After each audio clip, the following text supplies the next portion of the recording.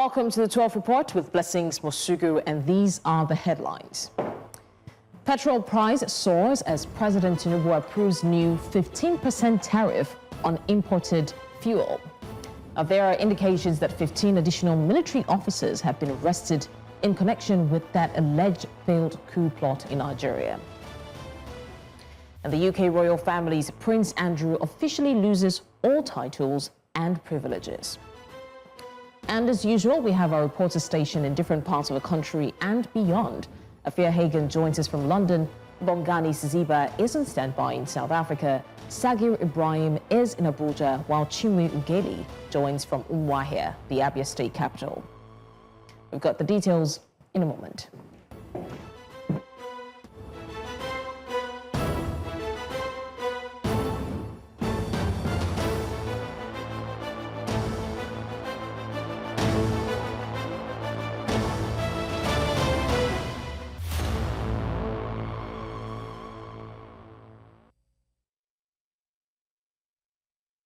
Now, we start off by telling you that President Bola Tinubu has approved a 15% import tariff on petrol imports, a policy set to begin on the 21st of November 2025. Petroleum marketers warn the move could push fuel prices above 1,000 naira per litre, worsening hardship for consumers. The government says the tariff aims to protect local refiners and discourage cheap imports. However, industry operators fear the policy may lead to scarcity if local refineries fail to meet demand. The Independent Petroleum Marketers Association of Nigeria says the policy has both benefits and risks for the oil sector. And now it's a ceremonial end to decades of service for Nigeria's Chief of Defense Staff, General Christopher Musa, who today took his final salute at a colorful pull-out parade held in Abuja. General Musa inspected the quarter guard and observed the parade for the last time as the Defense Headquarters honored his years of leadership and dedication to the armed forces.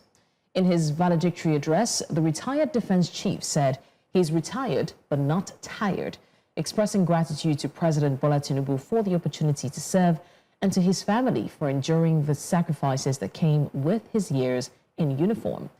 General Musa also thanked officers and men of the Nigerian Armed Forces for their courage, professionalism, and cooperation throughout his tenure, urging them to remain steadfast in their duty to protect the nation and strive to be even better.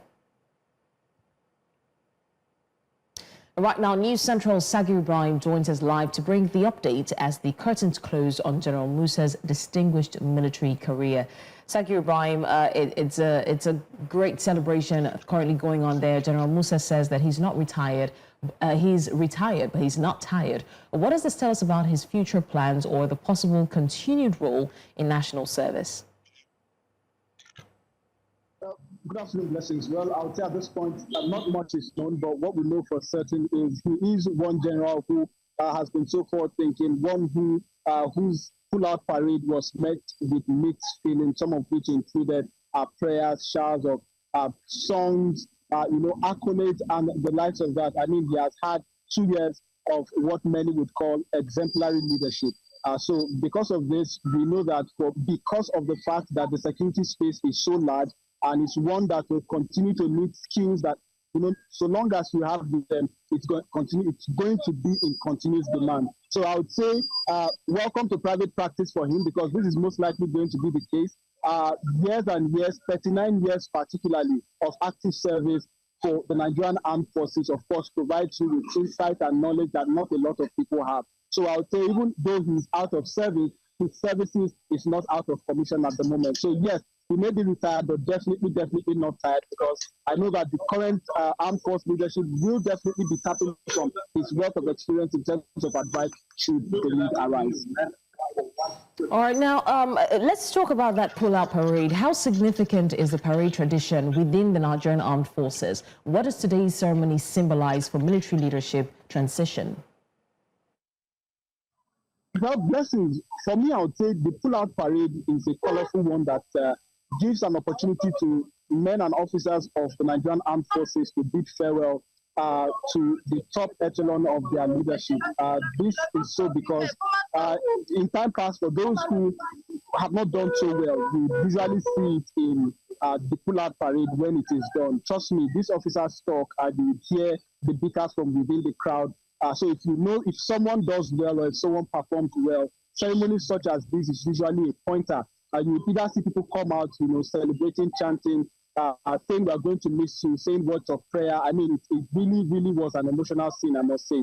Some officers crying, bidding farewell to the Chief of Defense Staff, who they say meant well for them and put their welfare first before any other thing. And of course, for the wife of the Chief of Defense Staff, Madam Ogogo, Musa, who also doubles as the president of the Defense and Police Officers' Wife Association. It's been active years of service for her as well, of course, catering to the likes of women or soldiers, wives of soldiers who have been on the field, and also, of course, for officers as well, who for one reason or the other, were challenged by any situation that would arise from serving one's nation. She has also been on the front line for these women, trying the best that she can to provide the much needed welfare, that would help improve the quality of their lifestyle. So the parade such as this would usually point whether the Chief of Defense Staff or whomever it is, the senior officer we are talking about in question, has done a good job, or maybe the officers are happy to see them go.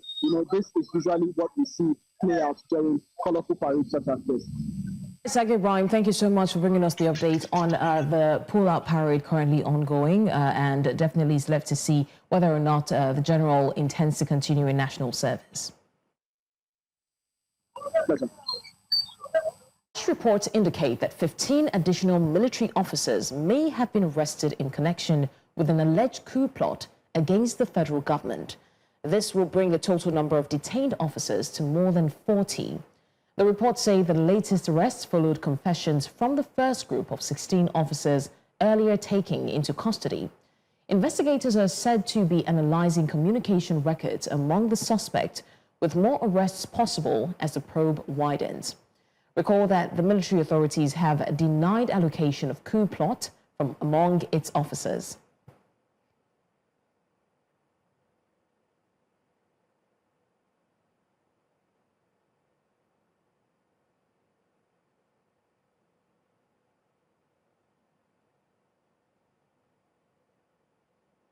And to the State House in Abuja, where President Bola Tinubu has officially decorated the newly appointed service chiefs with their new ranks at a ceremony held inside the council chambers of the presidential villa in Abuja.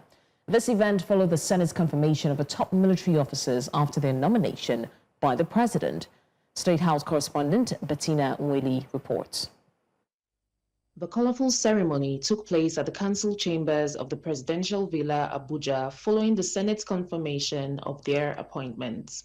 I charge you as head of our nation's armed forces to carry out your duties with patriotic zeal Nigerians expect result and not excuses. We are in a hurry to celebrate peace. I charge you also to be innovative, preemptive, and courageous.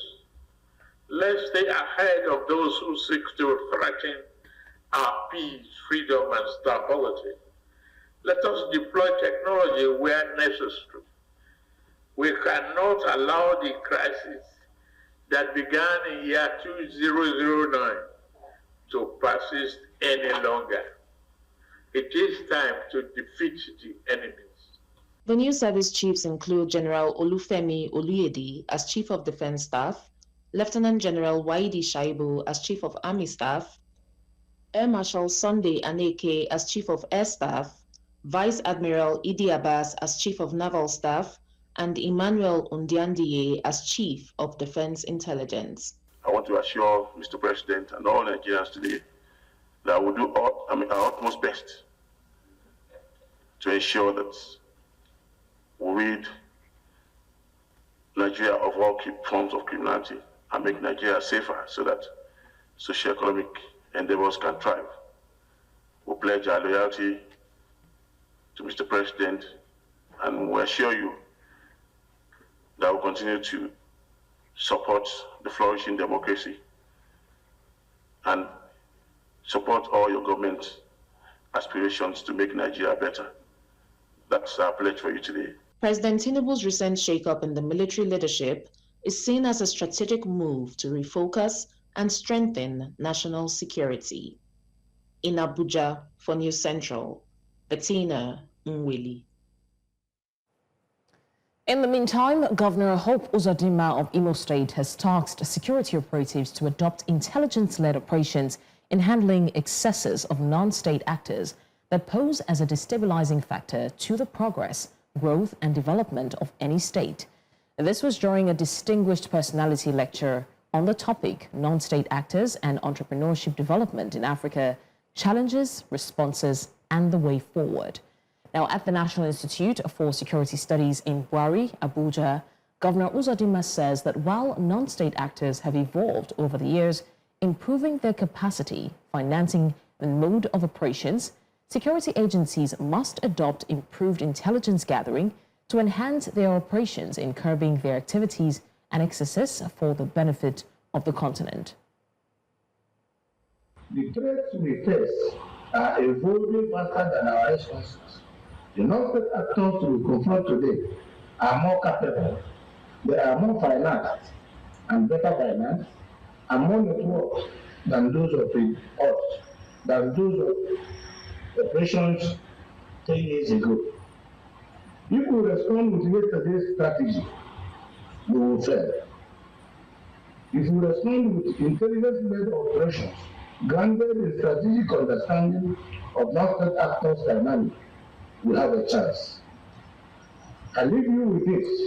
The intelligence you gather, the operations you conduct, and the strategies you design will shape Africa's future. As the Cancer Awareness Month draws to an end, wife of the Abia State Governor, Priscilla Oti, has led a campaign walk to some markets in Umuahia. The governor's wife was represented by the deputy governor's wife, Chidera Emetu.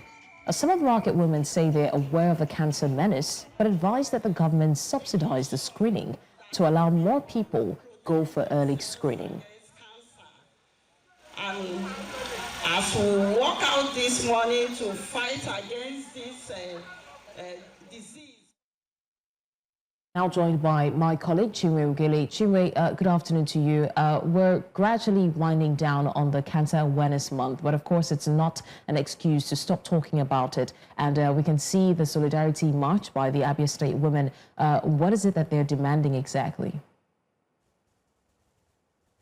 Well, the work this morning is to, bring to the knowledge of those who didn't know that cancer exists, and that early screening could, help curb the menace of cancer. So the wife of the deputy governor, who represented the wife of the governor, led other women to the main markets that are here in Umuahia, the state capital, to bring that awareness campaign to them. Ended up sharing some aprons, pink aprons, just to bring that knowledge and information to the people. So what they are demanding is that the government should do something about the affordability of the screening exercise. I have here with me, I'm actually in front of a shop that belongs to Faith Isaac. So I'd like to speak with her to tell us what she knows and thinks about assessing cancer treatment. Hello, madam. Thank you for joining us. Please, have you gone for cancer screening before? No, I have not. Why? Because of the money involved. So that if we are pleading that if the government can help and assist men and women so that we can be able to do the screening, so that it will not find it difficult. Maybe in all the government hospitals, we can go there and check it free, so that it can help us to check the cancer. All right, thank you very much, madam. Okay, so blessings, you heard from her, and that's actually how most of them felt this morning when we spoke to them. They are saying that they want to go for the screening exercise, but then they are scared about the cost of the screening. And so that is the reason why some of them will come down with cancer without knowing that they had already been with it over time. Lessons. All right, so just one more question before we let you go, Chimeogele. Has there been any response from any government official in terms of support that can be given to these women? Because, I mean, we can see that the women are asking for a subsidized rate. If it's too expensive, like you said, they won't be able to access it. And early detection is literally saving their lives. So has there been any response to that effect just yet? Yes, this morning after the walk, the wife of the deputy governor did say that some women have been selected to go to the Abia Specialist Hospital to assess free screening. But then we are not made aware of the number of persons that have been selected. But what the people are also saying that the number will definitely be a far cry from what the majority of the people want. So they want a situation where it will be more open to the citizens or for the residents to assess the screening exercise. So if they have chosen 10 persons or 20 persons, even if they have chosen 100 persons, it's still not enough. So they want either the government subsidize the cost of screening or they make it free of charge in government hospitals. Chimeogele, thank you so much for bringing us the update on the March for Cancer Awareness, especially as we're wrapping up the month of October. Thank you once again. We go on a short break, and when we come back, we've got more stories. Do stay with us.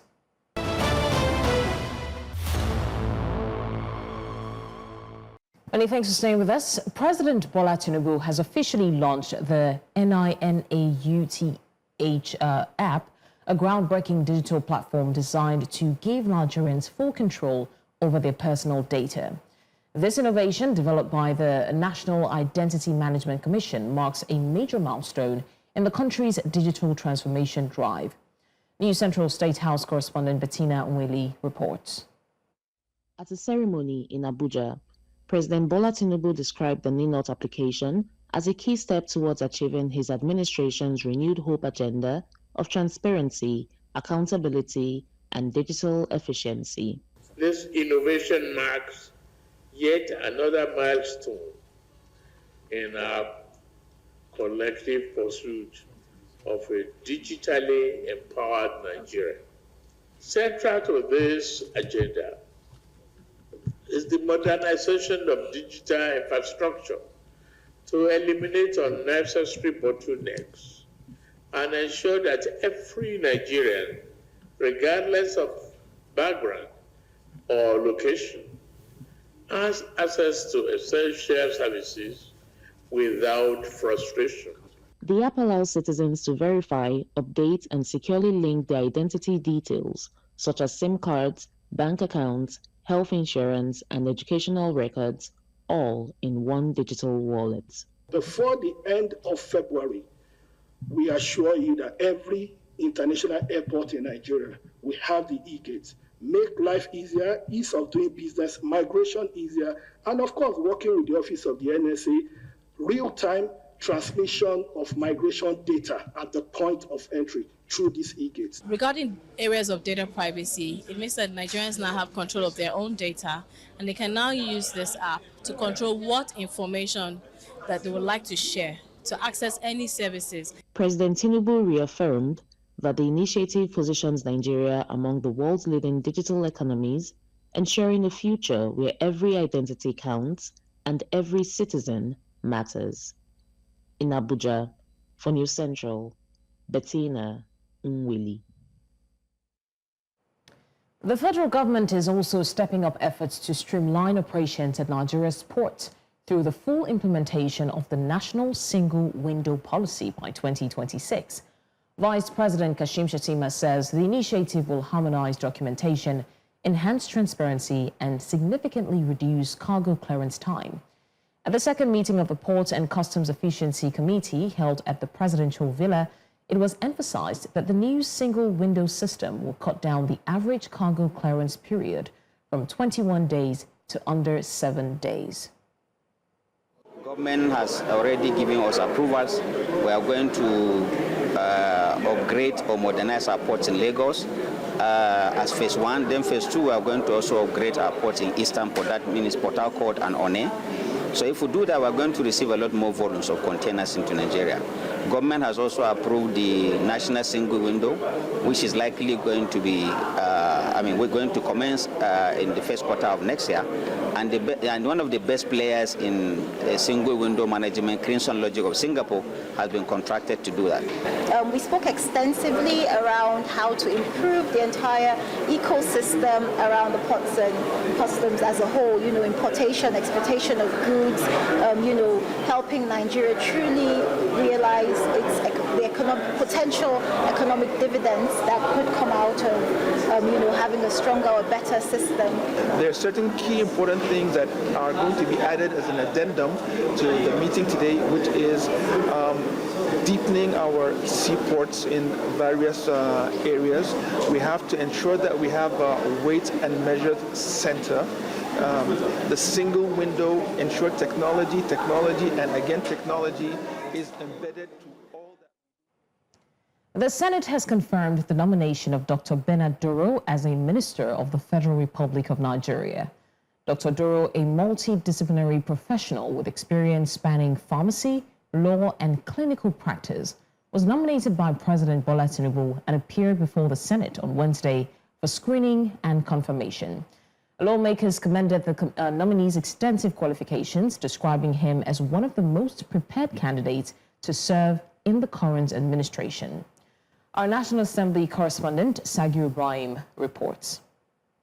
Yet another busy day inside the Senate chamber as lawmakers resume plenary to screen President Bola Tinubu's latest ministerial nominee, Dr. Bernard Doro. I move that the Senate do resolve into the Committee of the Whole to conduct the confirmation hearing. After preliminaries, the nominee introduced himself, outlining a career that spans over 2 decades in healthcare, management and legal practice, both in Nigeria and the United Kingdom.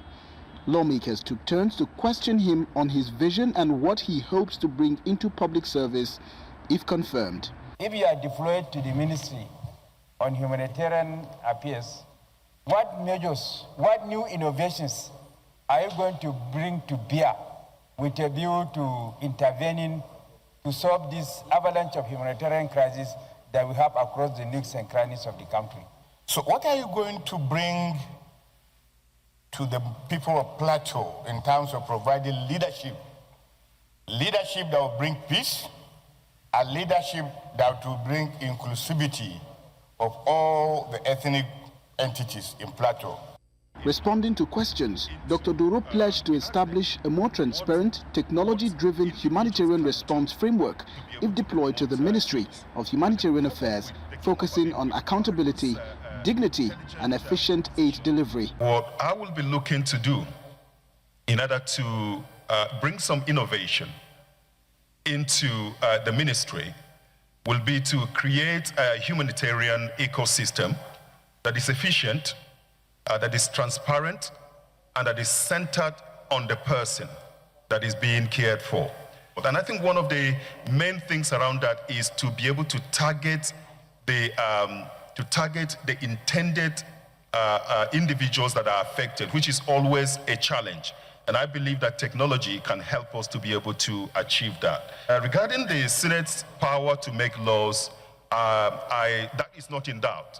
And we will cooperate when the need arises for investigation to make sure that laws are enacted that will better the life of individuals and that will also help in the discharge of the ministry's core responsibilities. The nominee received overwhelming endorsement from senators across party lines before a motion was moved for him to take a bow and go. Following deliberations, the Senate confirmed Dr. Bernard Doro as a Minister of the Federal Republic of Nigeria, commending his clean record and diverse professional background.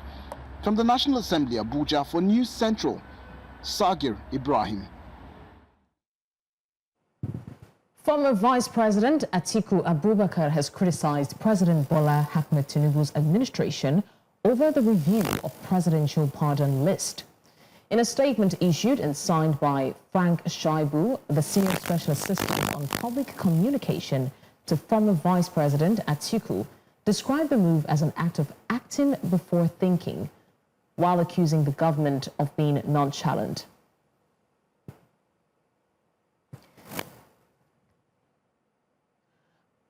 You're live with us on the news. We go on a short break now, and when we come back, we've got more stories. Do stay with us.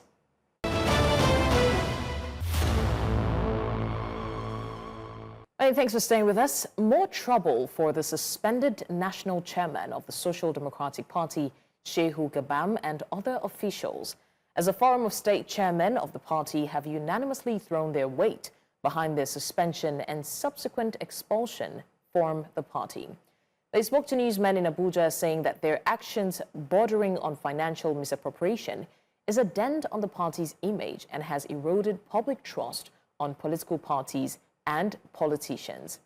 They also called for the immediate constitution of the party's Board of Trustees to strengthen internal checks and promote transparency in the management of the party's affairs. We, the 36 state SDP state chairmen from plus FCT, unanimously and fully supported the suspension of our former national chairman, Shehu Gabam, and others involved in financial malpractices and other gross infraction of the SDP constitution. These dismissed charlatans have become a present and imminent danger to the Nigerian democratic process as a whole by giving the shameful impression to the public by their shameless action that Nigerians cannot trust any political party or party men.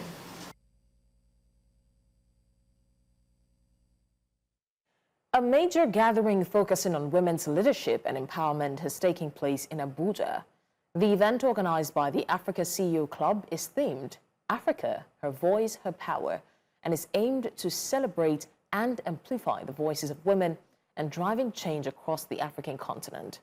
News Central's Aishat Saliu reports. In every corner of Africa, a new chapter of leadership is said to be unfolding as women are redefining power and purpose, steering nations, driving businesses, and crafting policies that leave no one behind. Members of the Africa CEO Club say it is important for women to be given more opportunities to continue to build prosperous enterprises and finance the future. We are here to shape Africa, the Africa that we want, one where leadership has no gender and success has no limit. Leadership shouldn't be genderized. Being a president as a woman is happening in some parts of the continent, so who is stopping you from being one? That which we empower ourselves with digitally, intentionally work through the connectivity of our programs, our projects, implementation of policy from that which is global to national to subnational. According to the International Finance Corporation, IFC, women-owned MSMEs in sub-Saharan Africa face a financing gap exceeding $42 billion USD. Stakeholders, while celebrating the strides made in gender inclusion, called for greater action to ensure more voices are heard and protected at every level of decision-making. There is no investment, regardless of its potential, that can flourish amidst insecurity, fraud, or instability. And this is why discussions on business and investment security are central to achieving inclusive and sustainable development. Africa is the most endowed of all the 7 continents. We have everything that we need. It's only ourselves that we have to understand, exploit, and apply our resources to our own development. As the continent continues its journey towards inclusive growth, these leaders are lighting the path, inspiring action, strengthening alliances, and ensuring that women are not just part of the conversation, but at the heart of decision-making. In Abuja, for News Central, Aishat Salihu. Now, in a bid to strengthen youth participation in nation building, stakeholders converge on Abuja to redefine the role of young Nigerians in shaping the nation's future by engaging in national discourse. This was during a forum in Abuja themed From Protest to Dialogue, Redefining Youth Engagement for National Transformation. Stakeholders say that this will bridge the gap between leadership and followership and ensure that young Nigerians engage in conversations that will have national impact. Our correspondent, Blessing Ahibe, compiled this report. It was a gathering of officials, youth leaders, civil society representatives, and policy makers, all united by one purpose: to transform the youthful energy into meaningful dialogue for national progress. Stakeholders say this forum is a rallying point for collective reflection and a bold step towards renewing trust between leadership and the youth of Nigeria. Over the years, we have witnessed moments of frustration and anger expressed through protests. Today, as we seated here, marked a defining moment in our collective pursuit of a better Nigeria. A Nigeria where the voices of young people are not only heard, but respected. It's very, very important, therefore, we create opportunities, we include them in the process, and one of the ways, of course, is sensitization, enlightenment, mentorship, and of course, ensuring that their complaints are addressed. You should be able to give ear to those you are protesting to be able to give you their own perspective, and they also listen to you for you to be able to advance a solution to the problem at hand. Officials also explained that the tax reform initiative reflects the president's commitment to easing the financial burden on young people, ensuring that they can grow their businesses without the weight of excessive taxation. To ensure that the tax burden is reduced on most Nigerians, especially the youth. For most youths, Mr. President does not want you to pay any taxes, zero taxes. That is the aim of Mr. President. What we need in our country today are leaders who listen, not rulers who ignore. We must, in every way, put government, see youth as partners that they can trust. We must also, as a country, know that we are not the problem to be managed. For many, this moment signals more than a shift in tone. It is the beginning of a new social contract, one built on trust, truth, and shared responsibility for nation building.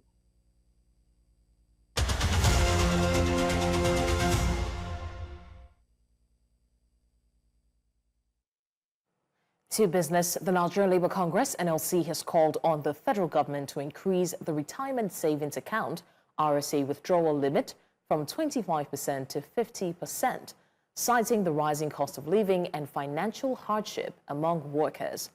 NLC President Joe Ajaero, speaking at a roundtable with the National Pension Commission, PENCOM, in Abuja, also demanded the full constitution of PENCOM's governing board to enhance transparency and governance. He urged faster processing of retirees' payments, sanctions for defaulting employers, and greater inclusion in the Pension Reform Act 2014 amendment process. In response, PENCOM DG Omolola Oluwororo pledged deeper collaboration with Labour under its new Pension Revolution 2.0 initiative. The House of Representatives has inaugurated an ad hoc committee to investigate widespread complaints of excessive tax deductions and multiple bank charges affecting Nigerian workers. The committee, chaired by Rivers lawmaker Kelechi Umogu, will examine overlapping taxes, levies, and unexplained fees imposed by federal, state, and local authorities, as well as commercial banks. Civil and public society servants have raised concerns about shrinking incomes due to multiple deductions and unclear bank fees such as stamp duty, VAT, and transfer charges. Lawmakers are summoning the Central Bank of Nigeria, Federal Inland Revenue Service, and commercial banks to ensure fairness, transparency, and accountability in financial transactions. Still to come, UK royal family's Prince Andrew officially loses all titles and privileges. We'll bring you the details after the break. Stay tuned.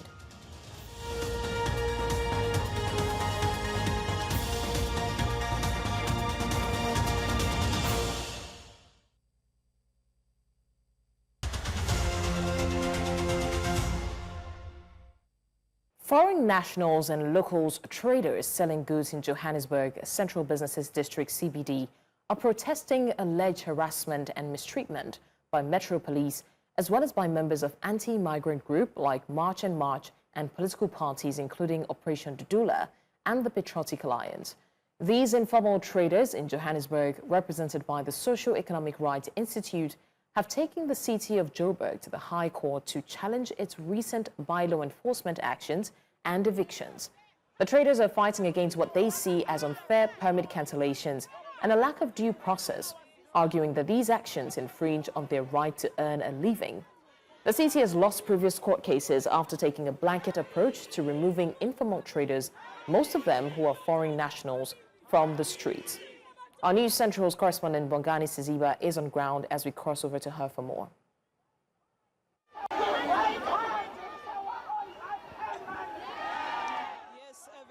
Afternoon to you, reporting live from the Johannesburg High Court, where tensions are running high.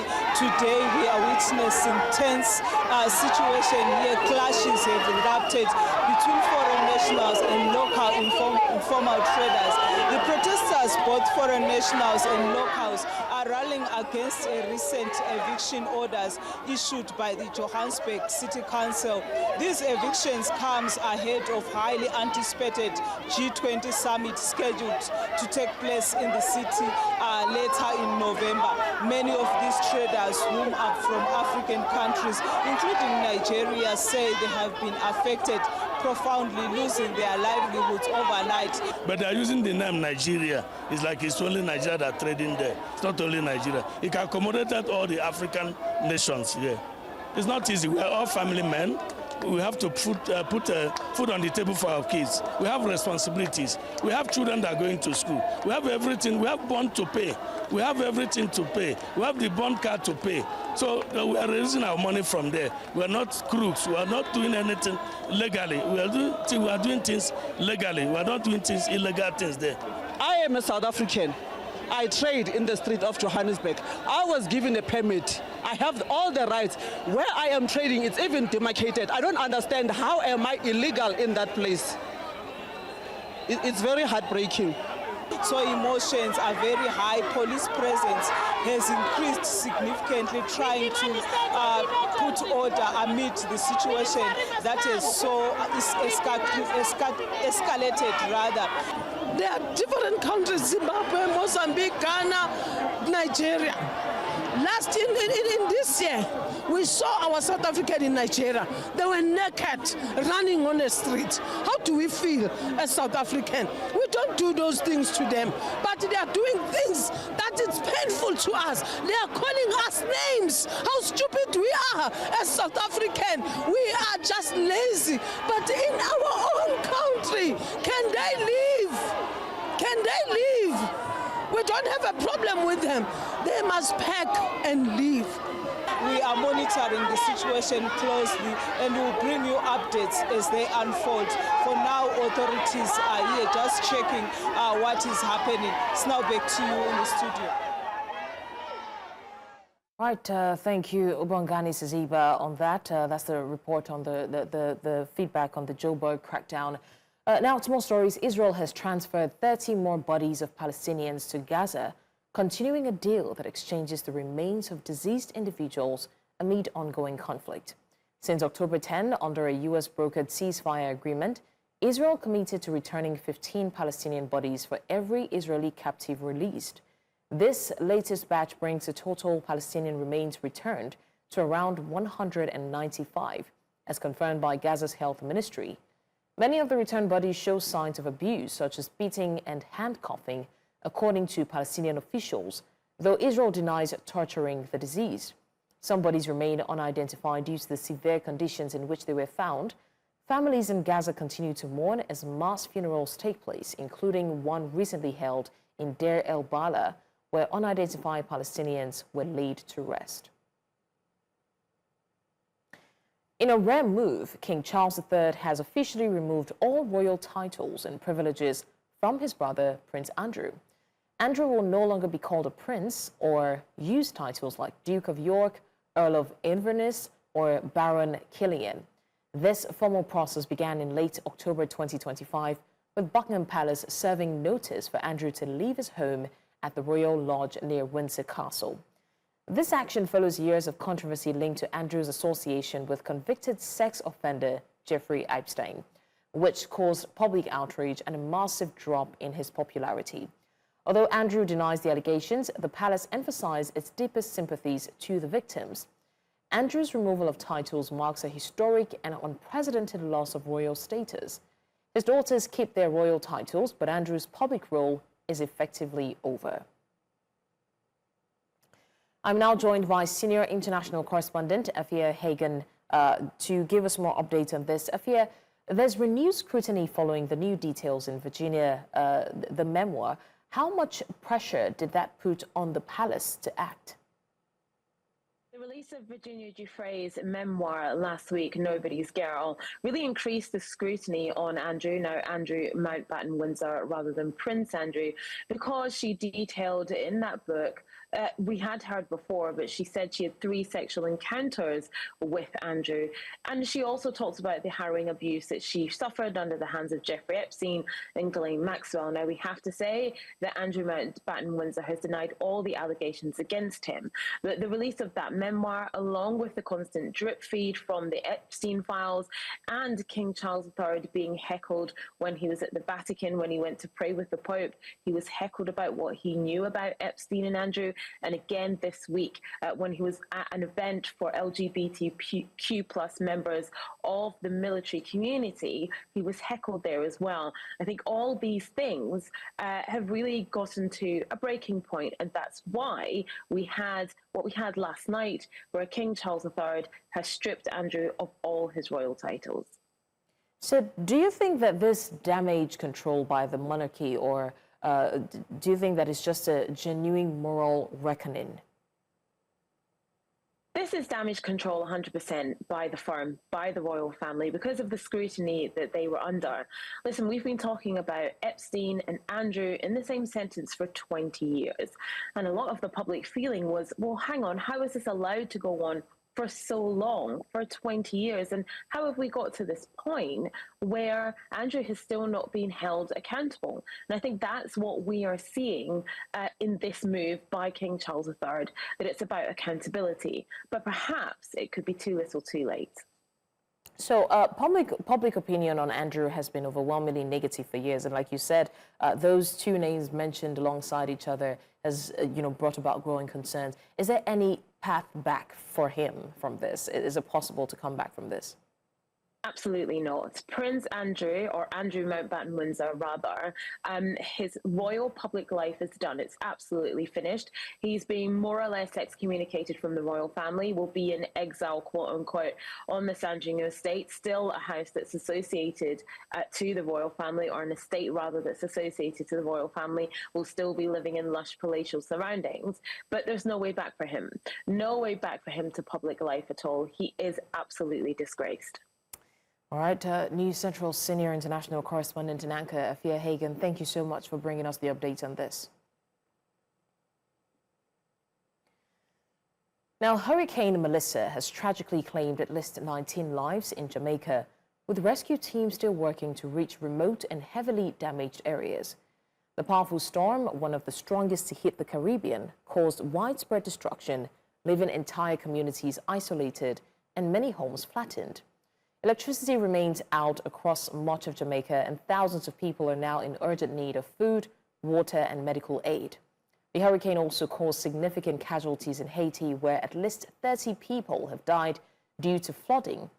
Cuba reported no fatalities but faced severe flooding and landslides, with 735,000 people evacuated as a precaution. Government and aid agencies worldwide have pledged support, and organizations like the World Food Programme are coordinating emergency supply efforts.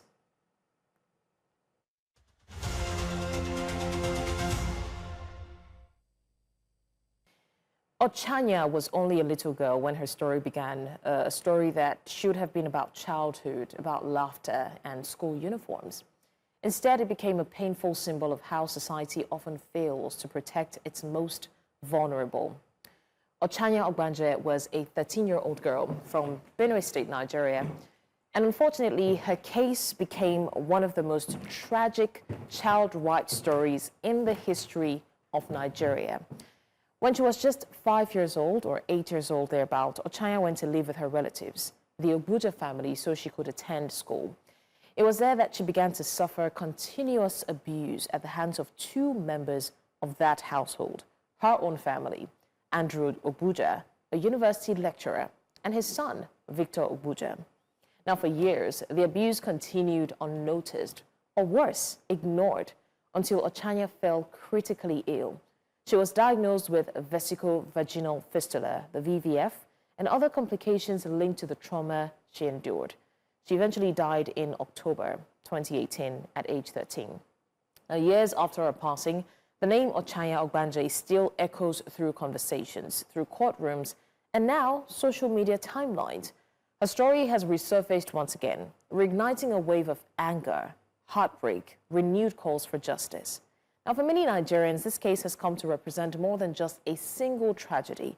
It mirrors the broken systems that allow such cases to drag on for years, systems that delay, deflect, and sometimes even deny justice until public outrage like this one forces them to respond.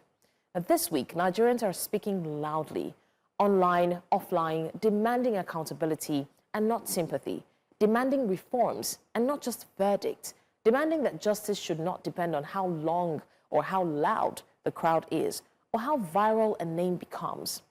But the question remains, will the system listen this time? Oh, by the way, the Obuja men still work freely till date because according to them, there's no good enough evidence. While we move beyond trending hashtags to actually institutional change in how we investigate, in how we prosecute, and in how we protect, will that ever even happen? It's Ochanya's story we know. How about many others still happening as we speak? And it's not as far as you think. That's your postscript.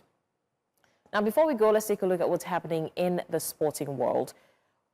We'll have In the Game joining us very shortly. But in the meantime, that's all on the 12th report for today. Remember, you may send your eyewitness report to the WhatsApp number showing on the screen because we want to see what you see. Do also follow us on social media. We are at News Central TV. You can watch News Central live on DSTV channel 422, GoTV channel 23, Star Times channel 274, Avo TV, and YouTube. Many thanks for watching. I'm Blessings Masugu.